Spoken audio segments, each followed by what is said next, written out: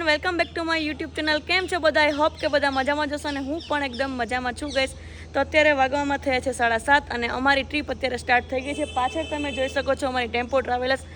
અમે અત્યારે 10 જણાનું ગ્રુપ છીએ અને અમે લોકો જાય છીએ બદ્રીનાથ અને ક્યાં જાય છે માનાગાંવ, પછી 5 પ્રયાગ, જે બધી નદી બબે નદીના સંગમ થાય છે ત્યાં અમે લોકો જાય છે. તો અત્યારે બધા રેડી થઈ ગયા છે અને અમારી ગાડી પણ રેડી થઈ ગઈ છે. અને આ જો બાપુ, હરિઓમ હરિઓમ. તો ચલો અંદર જઈને તમને બતાવું કે અમારી બસ કેવી છે અને કોણ ક્યાં ક્યાં બેઠું છે અને કોણ કોણ આવે છે. તો ચલો જઈએ આપણે. આ જો પરેશા માસી. Good morning. Good morning. Good morning. Hi કરી દો બધાય. હાય. આ જો બધા બેસી ગયા છે, અડધા બધા બહાર બેઠા છે, હમણાં ગોઠવાઈ જશે. અને આ કુકી બેન, કુકી. તો ચલો આવી જાઓ બધા તમારી જગ્યાએ. आज से तेरा गई, आज से मेरा तेरा घर तेरा हो गया. मारो गलो. Welcome to Badrinath. बाबू कुकी.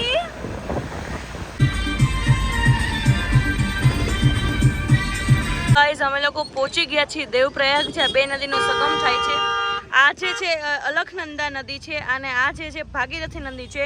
આ જે ભાગીરથી નદી છે એ ગંગોત્રીથી આવે છે અને જે અલખનંદા નદી છે એ કેદારનાથથી આવે છે. અને બે નદીનો સંગમ થાય છે, પછી એને ગંગા કહેવામાં આવે છે. ત્યાં સુધી બંને નદી અલગ અલગ છે.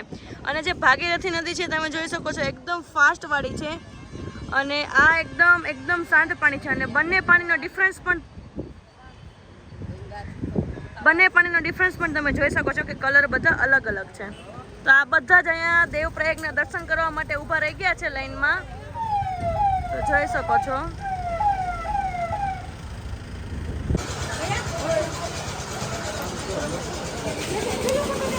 બાબુ હાલો હાલો હાલો હાલો, ચલતે રહો ચલતે રહો.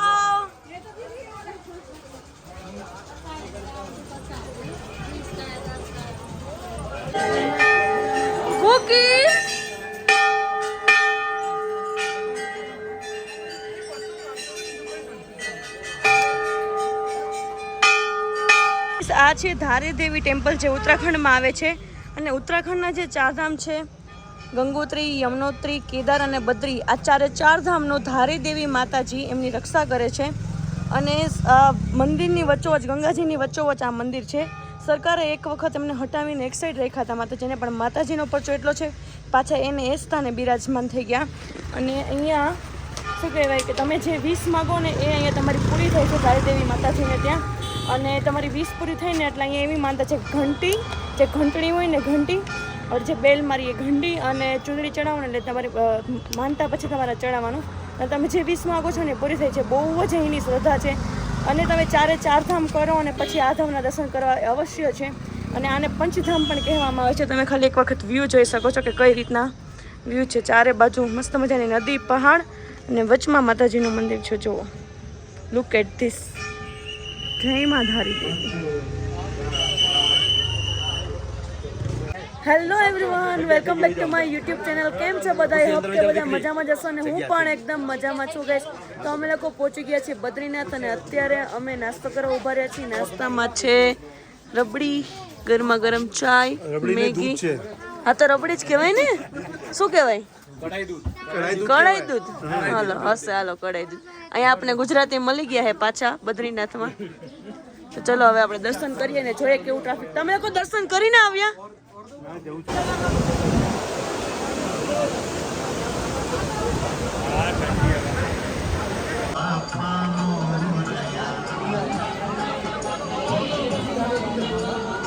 બેટુ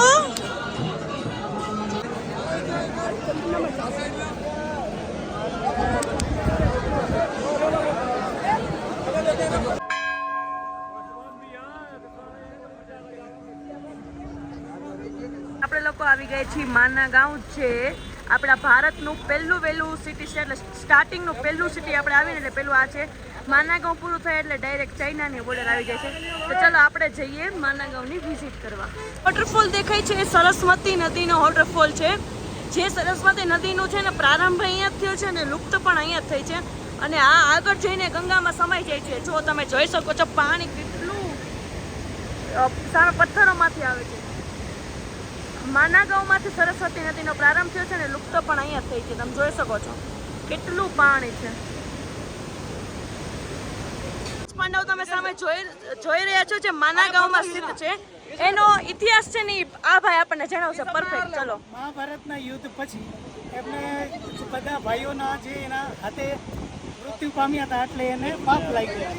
એટલે એ લોકોએ શંકર ભગવાન પાસે ગયા કે આને મોક્ષ મેળવવા માટે તમે શું કે શંકરની શરણમાં જાઓ. એટલે શંકર ભગવાને કીધું તમે અહીંયા જઈ અને ગુફામાં તમે તપસ્યા કરો. એટલે એને તપસ્યા કરી. તપસ્યા કરી પછી અહીંયા છે ને દ્રૌપદીજી ગુજરી ગઈ. એટલે અહીંયાથી પછી 5 પાંડવો છે ને ત્યાંથી છોડી અને અહીંયાથી સ્વર્ગલોક જતા રહ્યા. હા, તો છેલ્લો હિમાલય હાથ ગળવા ગયા ત્યાં આ છેલ્લો પોઈન્ટ હતો. અહીંથી 5 પાંડવ અને એની સાથે આ કૂતરું પણ હાથ ગાળવા હિમાલય સુધી ગયું હતું. અહીંથી ગયા હતા. જોઈ લો છો આ રહ્યો. ચલો આ ભાઈએ બહુ મસ્ત ઇતિહાસ કીધો. થેન્ક યુ સો મચ બધાને તમારી ઇન્ફોર્મેશન આપવા માટે. જો આ લાસ્ટ પોઈન્ટ હતો જ્યાંથી પાંડવો હિમાલયમાં ગયા હતા. અહીંથી એમને હાથ ગાળવા માટે એટલે કે જે શું કહેવાય સ્વર્ગમાં જતા રહ્યા હતા, હિમાલયમાં જતા રહ્યા હતા. એ આ પોઈન્ટ છે આપણો. જો અહીંથી જોઈ શકો છો તમે સરસ્વતી નદીના કિનારે લોકો આવી ગયા છે. વિષ્ણુ પ્રયાગ તમે જોઈ શકો છો. જે આપણો બધા પ્રયાગ જે નદીનો સંગમ છે ને આ પહેલો સંગમ છે. ધોલી ગંગા અને અલખનંદાનો સંગમ થાય છે. તેને વિષ્ણુ સંગમ કહેવામાં આવે છે. આ આપણો મીન્સ કે ભારતની જે બધી નદીનો પહેલામાં પહેલો સંગમ છે તો યા તમે જોઈ શકો કેટલું પાણી છે. બાપ રે, ખાલી પાણીનો વોય સાંભળો તમે.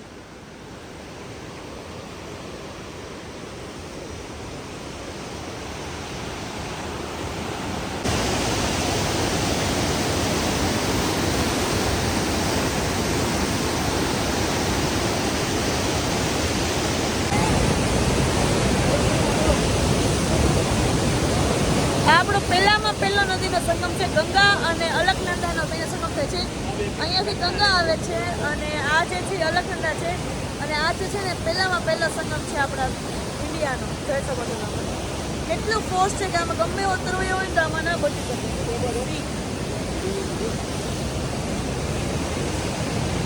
થયા છે 10 અને અમે લોકો બદ્રીનાથથી રિટર્ન થઈ ગયા છે. અને રસ્તા ઉપર જ આજે અમે સ્ટે કરી લીધો છે.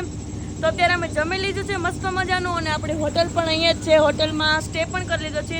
પણ બહુ જ ગરમી છે એટલા માટે અમે થોડોક રોડ ઉપર અહીંયા ઓટલો છે ને તો બધા આરામ કરવા બેઠા છીએ. સો બસ આજના વિડીયોમાં આટલું જ હતું. તમને વિડીયો ગમ્યો હોય તો ચેનલ પર ના હોય તો મળીએ બીજા નવા વ્લોગ સાથે. ત્યાં સુધી બધાને મારા હર હર